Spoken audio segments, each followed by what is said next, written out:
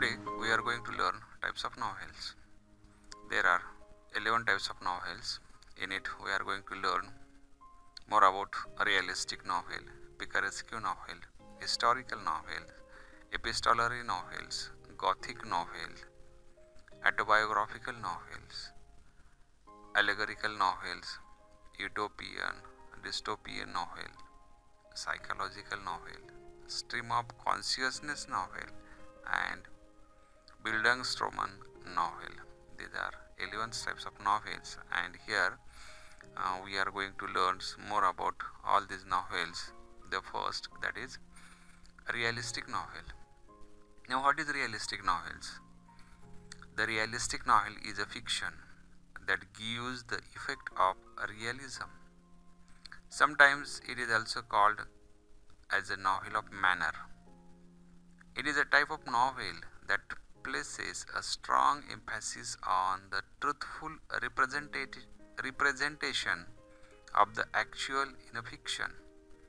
It can be characterized by its complex characters with mixed motives that are rooted in the social class. The characters in the realistic novels interact with other characters and undergo plausible and everyday experience. The examples of realistic novels are 13 Reasons Why, written by J. Asher, and Looking for Alaska, written by John Green. Now, what is realistic novels? आपण त्याला मराठीमध्ये realistic novels म्हणजे वास्तववादी कादंबरी, वास्तववादी novel असं म्हणतो. थोडक्यात काय, ही जी रिअलिस्टिक नॉव्हेल असते ही वास्तववादावर आधारित असते. वास्तववाद या कादंबरीमधून दिसून येतो. त्याचबरोबर विशिष्ट सामाजिक वर्गातल्या गुंतागुंतीचे पात्र, त्यांचे एकमेकांशी होणारे संवाद, दैनंदिन अनुभव याचे वर्णन या कादंबरीमध्ये केलेले असते. आता यामध्ये प्रामुख्याने 13 Reasons Why ही कादंबरी जे अशर यांनी लिहिलेली आहे. ते रिअलिस्टिक्स नॉव्हेल्स म्हणून ओळखली जाते. त्याचबरोबर looking for Alaska written by John Green ही एक रिअलिस्टिक नॉव्हेल आहे. यानंतर नंबर 2 जो टाइप्स आहे नॉव्हेलचा, that is picaresque novels. Picaresque novel means जो पिकारेस्क्यू वर्ड आहे, the word picaresque is originated from the Spanish word picaro, which means rogue. A picaresque novel narrates the adventures of the protagonist, who is an eccentric or a disreputable person, in an episodic form. It depicts the adventures of a roguish but appealing hero of low social class who lives by the wits in corrupt society. Examples: Rudyard Kipling's Kim, which is published in 1901, and Henry Fielding's The History of Tom Jones and a Foundling, which is published in 1749. The picaresque novels कादंबरी. हा picaresque हा शब्द originated from Spanish word जो आहे पिकारो वरून घेतलेला आहे आणि त्याचा अर्थ असा होतो रोग और रास्कल्स, नकली. आता या प्रकारात विक्षिप्त a picaresque novel narrates the adventures of the protagonist, hero, main hero आहे, who is an eccentric or a disreputable person in an episodic manner. Picaresque novels मध्ये जे वर्णन केलं जातं, हे मुख्य पात्राचं, प्रोटॅगॉनिस्टचं, या मुख्य पात्राचं वर्णन केलं जातं. तो काहीसा विक्षिप्त आणि तर्हीवाईक असा असतो आणि त्याचं जे वर्णन असतं हे वर्णन इसेंट्रिक आणि डिसरेप्युटेबल पर्सन असतो, की जो इसेंट्रिक आहे. इसेंट्रिक्स म्हणजे थोडक्यात थोडंसं एक विक्षिप्त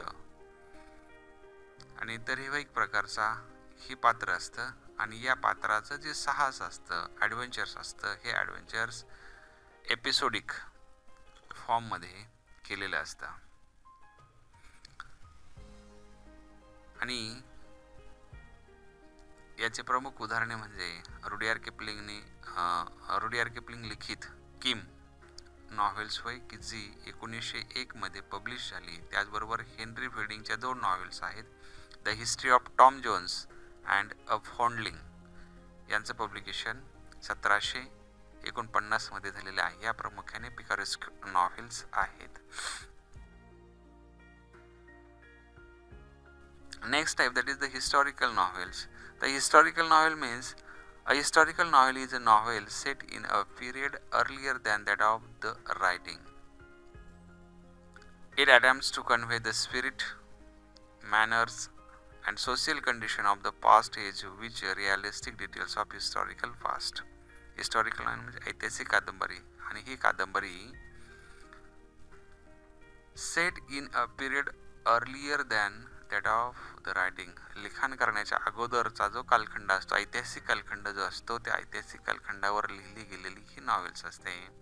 आणि यामध्ये प्रामुख्याने it attempts to convey the spirit, manners and the social condition of the past age with the realistic details of historical past. ऐतिहासिक घटनांवरून जे ऐतिहासिक सत्य असतं, त्या ऐतिहासिक सत्यांवरून त्यांचा उत्साह, त्यांची पद्धती व सामाजिक स्थिती याचं वर्णन या हिस्टॉरिकल नॉवेल्समधून केलं जातं. याची एक्झाम्पल्स प्रामुख्याने जर म्हटली तर William Thackeray returns, Vanity Fair, it is also historical novel. Another novel that is the Charles Dickenson's wrote a tale of two cities, also historical novels. Number 4, that is epistolary novel. The epistolary word, the word epistolary derives from the Latin word epistola, which means a letter. Epistolary novel साठी जो word use केलेला आहे epistolary, हा Latin word epistola यापासून घेतलेला आहे. आणि epistola means letter, पत्र होय. The epistolary novel is that in which the writer presents the narrative through a series of correspondence or other documents. It is written as a series of documents. Diary entries, newspaper clippings are also a popular form of this type. Recently, blogs and emails have also come into use of these types. आता एपिस्टॉलरी नॉव्हेल्सला आपल्याला पत्ररूपी कादंबरी असं म्हणता येईल, पत्राच्या फॉर्ममध्ये असलेली. आता हा एपिस्टॉलरी वर्ड्स आणि लॅटिन वर्ड्स एपिस्टोला, की ज्याचा अर्थ पत्र आहे, यापासून घेतलेला आहे. या प्रकारात लेखक पत्रव्यवहार किंवा इतर कागदपत्रांच्या आधारे कथा सादर करतो. पत्रांव्यतिरिक्त डायरी एंट्रीज म्हणजे डायरीमधील नोंदी, त्याचबरोबर न्यूजपेपर क्लिपिंग्स, जी दिनदर्शिकेतील नोंदी, ह्याही आज फेमस पॉप्युलर फॉर्म्स झालेले आहेत. आणि रिसेंटली अगदी अलीकडे जर म्हटलं तर ब्लॉग्स किंवा ईमेल्समधील सुद्धा याचा वापर केला जातो. यामध्ये प्रामुख्याने काही एक्झाम्पल्स आहेत. Samuel Richardson's, Pamela and Clarissa, Bram स्टोकरची Dracula, Alice Walker's the colour purple आणि ब्रिजेट जोन्सची डायरी या प्रामुख्याने एपिस्टोलरी नॉव्हेल्समध्ये गणल्या जातात. नेक्स्ट टाईप आहे that is gothic novel. Gothic novels means what? Gothic novels includes terror, misery, horror, thriller, supernaturals, doom, death, decay, old haunted buildings with ghosts and so on. Examples: Mary Shelley's Frankenstein. The Gothic नॉव्हेल्समध्ये प्रामुख्याने कशाचा समावेश होतो तर दहशत, त्याचबरोबर रहस्य, मायझरी रहस्य, horror, भय, थ्रिलर, रोमांच, सुपरनॅचरल्स म्हणजे अमानवीय शक्ती, डोम, विनाश, डेथ, मृत्यू, डिकाय, नष्ट पावणे, आणि ओल्ड हॉन्टेड बिल्डिंग्स, ज्या ठिकाणी भूत, पिशाच्य अशा हॉन्टेड बिल्डिंग्सचं वर्णन या गॉथिक्स नॉवेलमध्ये प्रामुख्याने केलं जातं. आणि मेरी सेलीने जे लिहिलेले फ्रँकेनस्टाईन्स आहे ही एक गॉथिक्स नॉव्हेल्स आहे. आता characteristic of gothic novels or story, जे कॅरेक्टरिस्टिक आहेत, या ठिकाणी काही कॅरेक्टर्स आहेत गॉथिक नॉव्हेल्सच्या मध्ये. An atmosphere of gloom, terror or misery, जे वातावरण असतं हे निराशा, भय आणि रहस्य याचं असतं. त्याचबरोबर elements of the mysterious that challenges reality, including mysterious events that cause the protagonist hero to question the evidence of his or her sense and the presence of seemingly supernatural beings. An exotic setting isolated in time or space from contemporary life, often a ruined mansion or castle. Primary concerns with identity and creation of the self. These are some characteristics of Gothic novels. The next type 6, that is the autobiographical novel. Autobiographical novel means here we can define it as the autobiographical novel is the novel based on life of the author's writer. The author of these types of novel changes the place and names of the characters, or even may change or avoid certain details of his lives. It may or may not be in the first person narration. Autobiographical novels means the writers write his own experience, his life experience, but sometimes he or she may some changes is there. He or she can avoid the certain details of his lives, or he also change the name of character and places. Is called the autobiographical novels. Autobiographical novel म्हणजे आत्मचरित्रात्मक कादंबरी. ही कादंबरी प्रामुख्याने लेखकाच्या जीवनावर आधारित असते, परंतु या कादंबरीमध्ये लेखक स्वतःचे डिटेल्स, स्वतःची सर्व माहिती देण्याऐवजी तो त्यामध्ये बदल करू शकतो. त्या नावांमध्ये, त्या ठिकाणांमध्ये तो बदल करू शकतो. त्याचबरोबर तो स्वतःच्या वैयक्तिक लाईफचे पूर्ण डिटेल्स देऊ शकणार नाही, आणि ती फर्स्ट पर्सन म्हणजे प्रथम पुरुषी नॅरेशनमध्ये असेल असंच नाही आहे. तोही या ठिकाणी तो बदल करू शकतो. त्याला आपण आत्मचरित्रात्मक कादंबरी असं म्हणतो.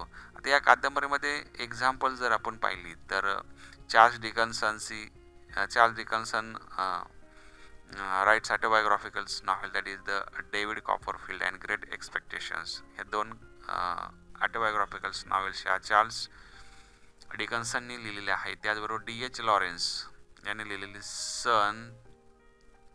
सन्स अँड लव्हर्स, व्हर्जिनिया वुल्फने लिहिलेली कॉन्टेनबेल, M.K. गांधी यांनी लिहिलेली the story of my experiments with truth, ही आपली बऱ्याच जणांना माहिती आहे. त्याचबरोबर APJ अब्दुल कलाम ने आत्मचरित्रात्मक जी नॉव्हेल्स लिहिली आहे, wings of fires, and Helen Keller's wrote the story of my life. These are some examples of autobiographical novels. And the next type 7, that is the allegorical novels. Allegorical novel means an allegory is a story that bears more than one level of meaning. The surface meaning of such novel is different from the symbolic meaning of it. The symbolic meaning of the allegory may be political, religious, historical, or philosophical. Allegorical means containing a moral or hidden meanings. For examples, George Orwell wrote Animal Farm. William Golding wrote Lord of the Files, and John Bunyan wrote the Pilgrim progress. These are some allegorical novels. आता allegorical novels म्हणजे रूपकात्मक कादंबऱ्या. यामध्ये प्रामुख्याने रूपक use केली जातात आणि जो सरफेस मिनिंग असतो तो सरफेस मिनिंगपेक्षा कादंबरीमधून आणखीन काही मिनिंग त्या लेखकाला रीडरपर्यंत पोहोचायचा असतो. आता रूपक म्हणजे ज्यामध्ये एकापेक्षा अधिक अर्थ दडलेले असतात. अशा कादंबरीचा बाह्य अर्थ त्यातील प्रतिकात्मक अर्थापेक्षा वेगळा असतो आणि प्रतिकात्मक अर्थ हा प्रामुख्याने राजकीय, धार्मिक, ऐतिहासिक किंवा तत्वज्ञानाशी संबंधित असू शकतो. थोडक्यात असं म्हणता येईल की ॲलेगरिकल नॉव्हेल्स म्हणजेच की ज्यामध्ये नैतिक अर्थ असतो, दडलेला मिनिंग असतो. आता यामध्ये प्रामुख्याने जॉर्ज ऑरवेल्सने ॲनिमल फार्म नावाची ॲलेगरिकल नॉव्हेल्स लिहिली, विल्यम गोल्डिंग्सने लिहिलेली लॉर्ड ऑफ द फाईल्स आणि जॉन बनियांची द पिलग्रिम प्रोग्रेस या कादंबऱ्या प्रामुख्याने ॲलेगरिकल नॉव्हेल्सच्या प्रकारामध्ये मोडतात. Number 8, Utopian and dystopian novels. The utopian and dystopian novels are style of speculative fiction that explore social or political structure. It is an imaginary community or society possessing the ideal qualities. It is a common literary theme, especially in science fiction or speculative fictions. For example, Utopia, written by Thomas More Lodge, which was published in 360 BC by Plato. New Atlantis 1627 by Sir Francis Bacon. आता या utopian and dystopian कादंबरी प्रकारामध्ये युटोपियाचा अर्थ जर पाहिला आपण तर utopia म्हणजे एक आदर्श गुणधर्म असलेली काल्पनिक समुदाय किंवा समाज आणि विशेषतः यामध्ये विज्ञान कथा, तार्किक, काल्पनिक कथा प्रकारात मोडणारी ही एक प्रचलित साहित्याचा प्रकार आहे. यामध्ये प्रामुख्याने ही उदाहरणे आहेत. युटोपिया, थॉमस मोरने लिहिलेली युटोपिया या कादंबरी प्रकारामध्ये मोडते. त्याचबरोबर इसवी सन पूर्व 360 मध्ये लॉ नावाची कादंबरी ही प्लूटोने लिहिलेली आहे आणि त्याचबरोबर 1627 मध्ये लिहिली गेलेली न्यू ॲटलांटिस सर फ्रान्सिस बेकनने लिहिलेली कादंबरी ह्या युटोपिया व डायस्टोपिया नॉव्हेल्स प्रकारामध्ये मोडतात. Number 9, that is the psychological novel. Psychological novel म्हणजे मानसशास्त्रीय कादंबरी. ही कादंबरी म्हणजे नेमकी काय? Psychological novel is the work of fiction that treats the internal life of the protagonist or even the other characters as much as the external factors. It focuses intensively on the interior life of characters, represents their subjective thoughts, feelings, memories and desires. For example, George Eliot wrote A Sense of Clerical Lives. Psychological novels gives importance to the internal life of protagonist, who is the hero of novels, or even other character also gives more important internal lives. It focuses intensely on the interior life of the characters. म्हणजेच psychological novel या प्रकारामध्ये प्रामुख्याने कथेतील जे मुख्य पात्र असतं, ज्याला आपण प्रोटॅगोनिस्ट, हिरो म्हणतो, किंवा इतर जे कॅरेक्टर्स आहेत, सब कॅरेक्टर्स आहेत, या कॅरेक्टर्समध्ये ज्याप्रमाणे एक्सटर्नल फॅक्टर्स आहेत, एक्सटर्नल फॅक्टर्स प्रमाणेच बाह्य घटकांप्रमाणेच अंतर्गत लाईफ जी आहे, या अंतर्गत लाईफला सुद्धा तेवढंच महत्त्व दिलं जातं. ती म्हणजे psychological novels. Next type of novel, that is the stream of consciousness novel. Stream of conscious novels means here we can define the stream of conscious novel like this way. Stream means flow and consciousness means thought, means flow of thought is stream of conscious novels. Stream of consciousness is a phrase coined by William James in his treatise Principles of Psychology in 1890. It means the flow of the thought. The incidents in the plot are in the sequence of their occurrence. The novelist narrates them as they enter the mind of the characters. For example, Virginia Woolf's The Lighthouse and Mrs. Dalloway. These are examples of stream of consciousness novels. आता stream of conscious novels ही जी term आहे, ही जी phrase आहे, प्रथमतः 1890 मध्ये Williams James याने त्याच्या पुस्तकामध्ये प्रिन्सिपल्स ऑफ सायकोलॉजी या पुस्तकात प्रथम त्याचा उल्लेख केला आणि त्याचा अर्थ असा होतो की विचारांचा प्रवाह. आता या नॉव्हेल प्रकारामध्ये हा जो प्लॉट असतो, या नॉव्हेल प्रकारामध्ये जे स्ट्रक्चर आहे यामध्ये सर्व घटना ह्या सिक्वेन्सनी घडत असतात आणि नॉव्हेलिस्ट ह्या सर्व घटना त्या क्रमाने रीडर समोर ठेवत असतो.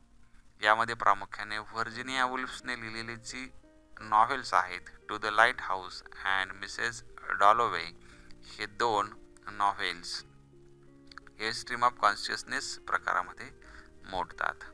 And the last types of novel that is bildungsroman novel. The bildungsromans novels म्हणजे नेमकी काय? The Bildungsroman is a German word which indicates growth. A novel that deals with the development of protagonist. Protagonist means the main characters.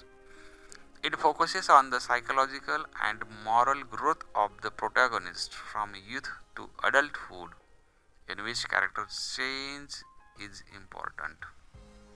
Here are some examples: Jane Eyre by Charlotte Brontë and David Copperfield, Charles Dickinson.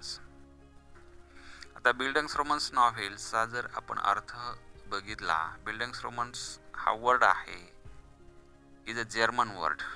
तो German word आहे and which indicates growth. Growth means प्रगती, development दर्शवतो. A novel that deals with the development of protagonist. Protagonist means main characters. ही जी novel आहे त्या प्रोटॅगनिस्टच्या बद्दल घडणारी प्रगती दर्शवते आणि या नॉव्हेलमध्ये प्रामुख्याने जो फोकस केला असतो हा जो मेन कॅरेक्टर असतं हिरो, त्या हिरोच्या बालपणापासून तर तारुण्यावस्थेपर्यंतचं जी सायकोलॉजिकल आणि मॉरल ग्रोथ असतो या मॉरल ग्रोथवर फोकस केलेला असतो. आणि यामध्ये प्रामुख्याने जर विचार केला तर बिल्डंग्सरोमन्स नॉव्हेल्स म्हणजे काय की कॅरेक्टर्समध्ये होणारा बदल, मग तो सायकोलॉजिकल असेल किंवा मॉरल असेल, हा बदल महत्त्वाचा या बिल्डंग्सरोमन्स नॉव्हेल्समध्ये असतो. This is how we learn the types of novels. In it we learn about the realistic novel that is depend on realisms, then picaresque novels, that's novels. The word picaresque derived from the Spanish word picaro and that means the rogue. We also learn about the historical novels. Historical novels depict about a particular past period and it is also depend on the real incidents. Then epistolary novels, Gothic novels and autobiographical novels. In autobiographical novels, novelist write his own experience about his lives. Also allegorical novels, utopian and dystopian novels. We also learn more about the psychological novels and stream of conscious novels. Here we have to keep in mind the stream of conscious novel. This phrase first times coined in the William James treatise that is the Principles of Psychology in 1890. And lastly, we learn about Bildungsroman novels. That Bildungsroman novels focuses on the protagonist, means main characters, development of protagonist, his psychological and moral development. I hope you understood everything. Thank you.